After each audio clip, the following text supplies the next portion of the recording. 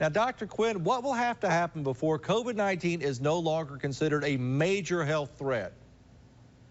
Well, Andrew, a lot of things will have to happen before we can really decrease this threat level. But two main things I want to hit on. Number one, we need more effective treatment options. And it's happening every day. We're getting closer and closer.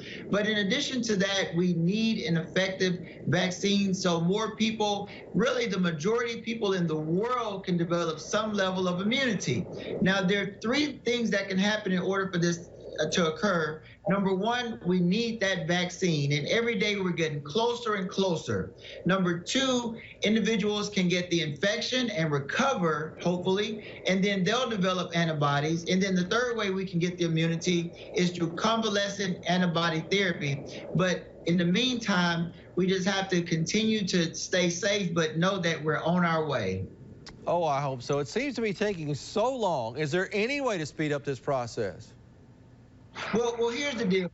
Speeding up the process, we have to take time. And that's a big problem because once we get the vaccine, a lot of people out there have already expressed that because of their concern, they don't want to get the vaccine. So what's really important is we need a very robust, effective information campaign to help reassure the public and help them understand that this vaccine, hey, the researchers, they're doing everything they're supposed to do. Even though we're speeding it up, we are crossing every T and dotting every I, making sure, number one, it's safe and also that it's effective.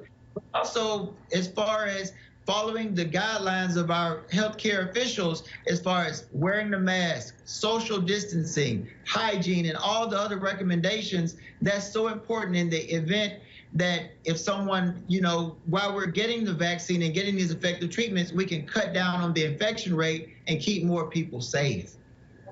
And Dr. Quinn, when a viable COVID-19 vaccine is developed, do you think it'll be something that we'll need to take every year, like the flu shot? Well, there's a high probability that will be the case. But we did get some really good news earlier this week. There was some research that came out, the latest research and the most in-depth research on antibody production by people who contracted the COVID-19.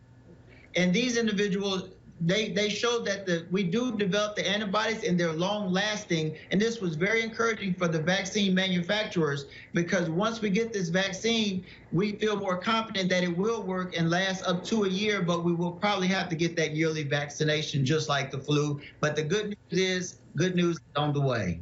All righty, Dr. Quinn, I feel better already. Thank you so much for spending some time with us this afternoon. Hey, thank you. You're watching 12.